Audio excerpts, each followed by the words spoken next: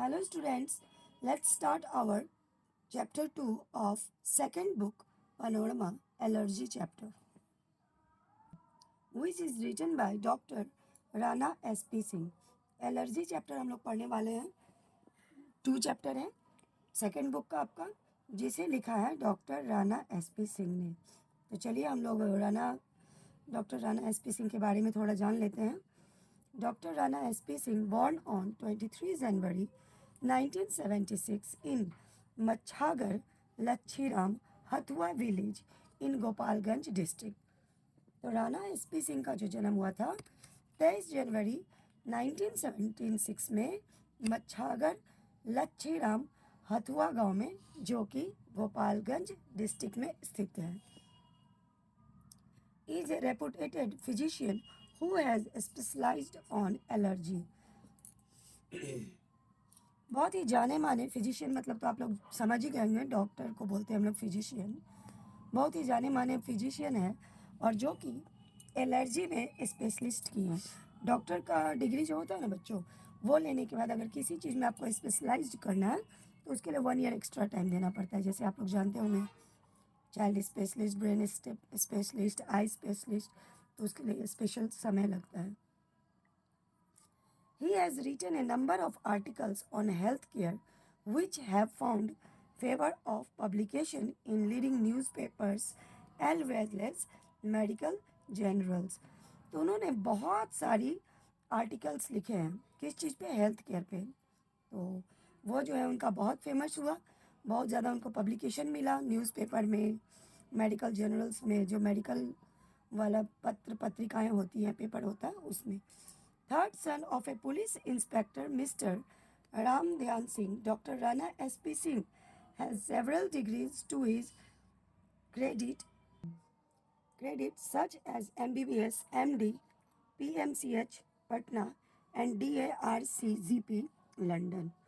तो थर्ड सन थे ये किनके, पुलिस इंस्पेक्टर थे मिस्टर राम ध्यान सिंह, जिनके ये थर्ड सन थे यानी तीसरे पुत्र। और इनको डॉक्टर राणा एस.पी. सिंह को बहुत सारी डिग्रियां प्राप्त थी, जैसे MBBS, MD, PMCH पटना, यानी कि ये जो MD का डिग्री लिए PMCH पटना से, जानते होंगे पटना मेडिकल कॉलेज, DARCGP जो कि लंदन से। He has read A number of papers in different national seminars, the recent being a seminar on epilepsy organized by Department of Neurology, Indira Gandhi institute of medical science Patna. तो ये जो है बहुत सारे seminars में भी भाग ले चुके थे और उनके बारे में पढ़े भी थे। हाल फिलहाल में एक सेमिनार लगा था जो कि इंदिरा गांधी इंस्टीट्यूट के द्वारा, मेडिकल साइंस जिसको हम लोग IGMS भी बोलते हैं शॉर्ट फॉर्म में, उसके द्वारा लगाया था, जो कि मिर्गी की बीमारी होती है उस पर आधारित था। वो सेमिनार में ये जो है सो गए थे, जो न्यूरोलॉजिस्ट विभाग के द्वारा लगाया गया था। The present article continue useful tips on how to avoid allergy. तो ये जो आर्टिकल है जो हम लोग अभी पढ़ेंगे, उसमें यह लिखा गया है कितना यूजफुल टिप्स दिया गया है जिससे कि हम एलर्जी को अवॉइड कर सकते हैं।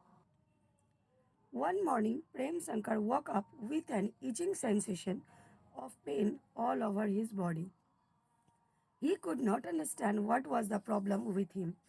एक सुबह प्रेम शंकर जब उठे तो उनके पूरे शरीर में इचिंग सेंसेशन हो रहा था और दर्द हो रहा था। उन्हें समझ ही नहीं आ रहा था कि आखिर समस्या क्या है। इचिंग मतलब होता है खुजलाना। He went to a clinic. The doctor examined him and assured him that he would be okay in a few days।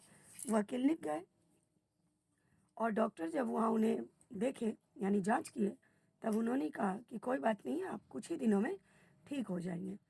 It's just an instance of allergy, यह कुछ भी नहीं है, एक एलर्जी है। He observe Prem wanted to know that what allergy is, so the doctor explain. तो प्रेम जो है वह जानना चाहे कि एलर्जी क्या होता है, तो डॉक्टर ने उन्हें एक्सप्लेन किया। Allergy, you can say it is a malfunction of the human system causing a violent reaction against normally harmless substances in our natural environment. तो एलर्जी को हम एक मेल फंक्शन कह सकते हैं जो ह्यूमन इम्यून सिस्टम में कॉज होता है, यानी वहाँ से शुरू होता है। और यह एक वायलेंट रिएक्शन है जो नॉर्मली कुछ हार्मलेस सब्सटेंस जो होते हैं वो जो नेचुरल इन्वायरमेंट में पाए जाते हैं, ऐसे हानिकारक तत्व जो हमारे वातावरण में पाए जाते हैं उसके कारण उत्पन्न होते हैं। यू मे कॉल सब सब्सटेंसेस एलर्जेंस। तो हम जो ऐसे सब्सटेंस जिससे हमें एलर्जी होता है उसे हम एलर्जेंस कह सकते हैं। The reaction creates an inflammation which in turn can lead to a variety of symptoms such as hay fever, eczema, asthma, and other conditions popularly referred to as allergies. तो ये जो रिएक्शन होता है allergy का, तो इससे क्या होता है, वेराइटी ऑफ सिम्टम्स देखने को मिलता है। जैसे कि बहुत प्रकार के ऐसे इसके लक्षण हैं। Hay fever, eczema. एक्जिमा एक स्किन डिजीजेस है जिसमें कि स्किन जो है ना सूज जाता है, रेड कलर आ जाता है, उसके बाद उसमें काफ़ी इचिंग भी होता है। अस्थमा, जो हम लोग अपने भाषा में उसको दम्मा बोल सकते हैं, दम फूलने की जो बीमारी होती है उसे अस्थमा बोलते हैं। और इन सभी कंडीशंस को पॉपुलरली जो है हम एलर्जेंस बोलते हैं। There are genetic and environmental risk factors. To develop allergic symptoms, one must first be exposed to the specific allergens from some time to build up the allergic sensitivity, and then one more to trigger the allergic reaction. यह genetic भी हो सकता है, यानी कि DNA का असर हो सकता है, इसके कारण भी आपको एलर्जी होता है, या कि ऐसे एलर्जिक सिम्टम्स से अगर हम एनवायरनमेंट में टच में आते हैं तब जाके भी हमारे शरीर में यह रिएक्शन होता है। Environmental factors such as smoking and pollution will also add to the risk. Environmental factors में अगर आप ले लीजिए तो स्मोकिंग हो गया या पॉल्यूशन हो गया, यह भी एक रिस्क है जिससे कि एलर्जी होता है। Initially, allergy often appears in seemingly benign conditions such as hay fever during the pollen season. तो इनिशियली यानी कि शुरू में एलर्जी जो होता है ना वह खास करके हे फीवर से स्टार्ट होता है और पोलन सीजन में होता है, यानी कि जब हवा काफ़ी चलती है और उस समय पोलन जो है फूल की जो बीज वगैरह है इधर उधर होते हैं, जैसे कि खास करके मार्च अप्रैल के महीना में जो हवा चलती है ना उस वक्त ज़्यादा।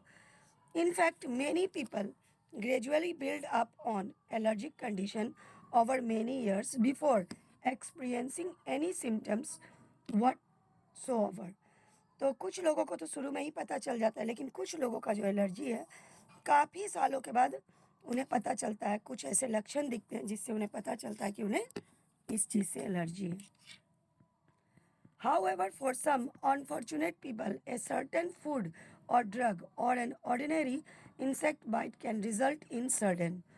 तो कुछ लोग ऐसे हैं, दुर्भाग्यवश ऐसे लोग भी हैं जिन्हें कि कुछ भोजन से एलर्जी हो जाता है, या कुछ दवाई ऐसा लेते हैं जो दवाई से भी उन्हें एलर्जी होता है, या आम कीड़ा भी या चींटी वगैरह भी काट ले उसका भी उन्हें एलर्जी हो जाता है। तो कुछ ही लोग ऐसे होते हैं। Life threatening anaphylactic shock. Furthermore, of those allergies which start as eczema और गैस्ट्रोटेस्टिनल प्रॉब्लम्स, तो कुछ कुछ जो एलर्जी होता है वह एक्जिमा तो है ही, गैस्ट्रो प्रॉब्लम भी होता है, यानी कि पेट संबंधित बीमारियां भी उत्पन्न होती है। Many evolve into asthma. शुरुआती तो ये सब लक्षण होते हैं, लेकिन अंत में क्या होता है, लास्ट में आपको अस्थमा ही इसका अंत है। Frequently involving respiratory symptoms such as hyper reactivity and obstructions of the airways. The direct path of development is widely referred to as the allergy march. तो ये जो है शुरू में गैस्ट्रो से स्टार्ट हुआ, एक्जिमा से स्टार्ट हुआ और लास्टली जो है अस्थमा पे जाके रुका, जो कि सांस संबंधी बीमारी है, सांस फूलने की बीमारी होती है। इस बात को हम लोग द एलर्जी मार्च के नाम से जानते हैं। Our basic understanding of allergy has evolved from the discovery in 1967 of a previous unknown antibody, immunoglobulin E or IgE, by scientists in Uppsala and Baltimore. तो हमारा जो बेसिक अंडरस्टैंडिंग है एलर्जी के बारे में वह कब डिस्कवर हुआ था 1967 में। इससे पहले हम लोग जो है सो एलर्जी के बारे में उतना बात नहीं जानते थे। और ये जो डिस्कवर हुआ वो साइंटिस्ट का उपसला और बल्टीमोर के साइंटिस्ट थे, उन्हीं के द्वारा एलर्जी के बारे में विस्तार से जानकारी प्राप्त हुई। The most significant property of IgE antibodies is that they can be specific for hundreds of different allergens. तो इसमें जो इसका सिग्निफिकेंट किया गया यानी कि बताया गया IgE में जो एंटीबॉडीज होते हैं उसमें हजारों की संख्या में ना एलर्जेंस है। Continued research has significantly advanced our knowledge regarding, for example, the interaction between IgE and inflammatory cells.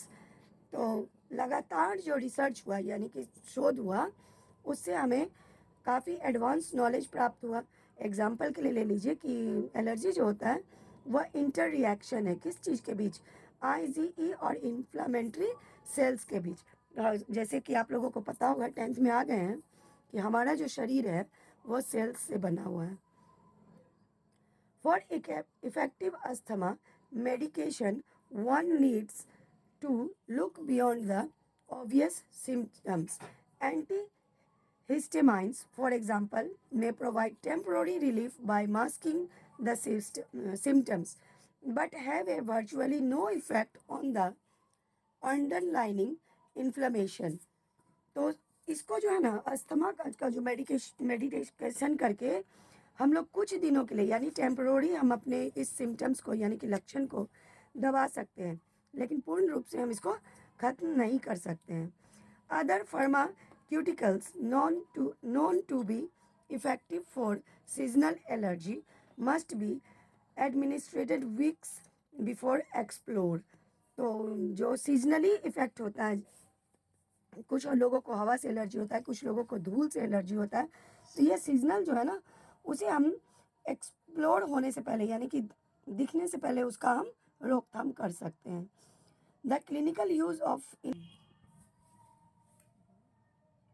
To ensure the lowest effective doses throughout the treatment, the laboratory can periodically monitor the occurrence in serum of ECP released from inflammatory cells. तो दवाई लेकर के clinically system को लेकर के हम लोग जो है एलर्जी के सिस्टम को रोक सकते हैं। एसोसिम्फेलिक cationic protein is a protein generated in certain white blood cell actively engaged in the immune defense system. तो सिनोफिलिक कैरेटोनिक जो प्रोटीन है वह हमारे शरीर में जो वाइट ब्लड सेल होता है उसमें एक्टिवेट रहते हैं जो हमारे ह्यूमन सिस्टम को डेवलप करते हैं।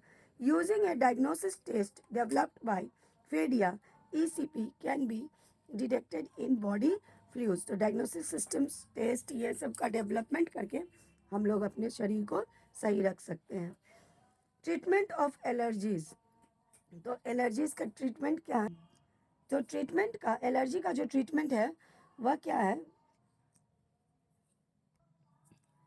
There are three general approaches to the treatment of allergic diseases such as allergic rhinitis, avoidance of the allergen, medication to relieve symptoms and allergy shots. तो तीन प्रकार से जनरली जो है ना एलर्जी का ट्रीटमेंट होता है। Allergy rhinitis, avoidance of the allergens, medication to relieve symptoms and allergy shots. तो आप अवॉइड कर सकते हैं, मेडिकेशन के द्वारा भी इसे शॉर्ट आउट कर सकते हैं। Suggestions to avoid allergen, allergen को हम कैसे अवॉइड कर सकते हैं इसमें कुछ सजेशन दिए हैं डॉक्टर SP राणा सिंह ने। Wear a pollen mask when moving the grass और हाउस क्लीनिंग, तो मास्क पहनिए जैसे देखे थे कोरोना के टाइम में मास्क पहना जा रहा था, जब हम लोग अपने गार्डन में घास को काट रहे होते हैं या हाउस को जो है सो डस्टिंग कर रहे होते हैं, उस समय हमें क्या करना चाहिए, मास्क वेयर करना चाहिए। Stay indoor in the morning when the pollen count is at its highest and on windy days.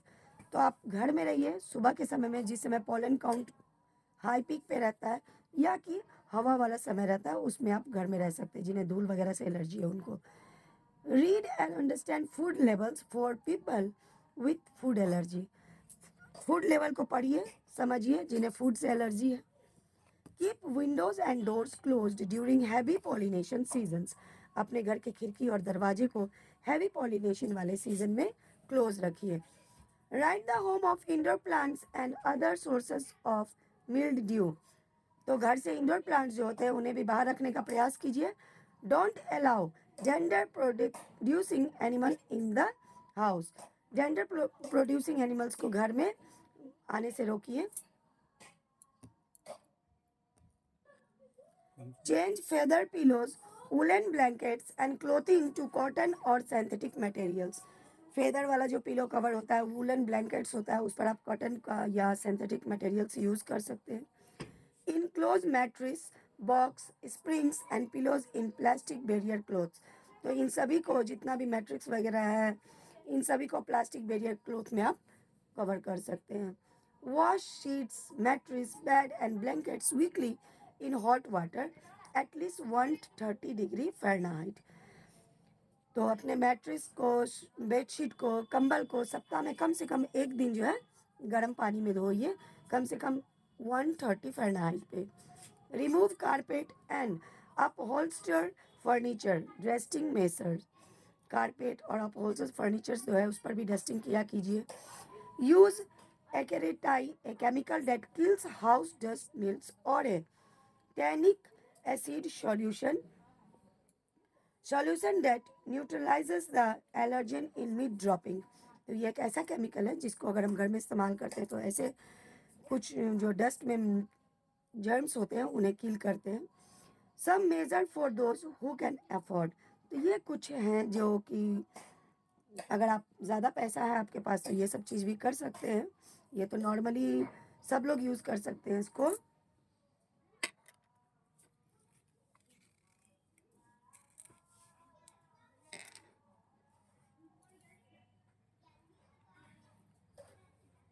तो ये जो कुछ है इसको तो एफर्ट पे डिपेंड है। Use the air conditioner in the house and car. Air condition को हाउस या कार में इस्तेमाल कीजिए। Use air filters. जो एयर फिल्टर्स होते हैं बड़े बड़े बंगलों वगैरह में लगे रहते हैं। यूज़ ए डिह्यूमिडिफायर। ये सब हो गया, जिसके पास ज़्यादा पैसा है वो इस्तेमाल कर सकते हैं। ये जो है नॉर्मल पीपल भी इसका इस्तेमाल कर सकते हैं और इस प्रोसेस को पूरा कर सकते हैं। तो एलर्जी को आप लोग कम मत समझिए, चैप्टर बहुत ही इंटरेस्टिंग है और ये इसमें आपको काफ़ी नॉलेज भी मिलेगी और आप घर में इस चीज़ों का उपयोग भी कर सकते हैं कि कैसे हमें एलर्जी से बचना है। तो बहुत लोगों को एलर्जी होती है धूल से, फूड से, दवाई वगैरह से। तो ये चैप्टर को ज़रूर पढ़िए और समझिए। और ये भी बुक से आपका 20 नंबर का क्वेश्चन आएगा, जैसा कि मैंने पहले आप लोगों को बताया है। तो वीडियो पसंद आए तो लाइक कीजिए, शेयर कीजिए और मेरे चैनल को सब्सक्राइब कीजिए। मैं पिछले वीडियो में भी बताई थी कि सपोर्ट कीजिए ताकि मैं ढंग का वीडियो बना सकूं। मेरे पास एसेसरीज़ की अभी कमी है, तो अगर थोड़ा सा मेरा चैनल ग्रो कर जाता है तो मैं फुल एसेसरीज के साथ बेहतर से बेहतर क्लासेस देने की पूरी कोशिश करूँगी। Thank you.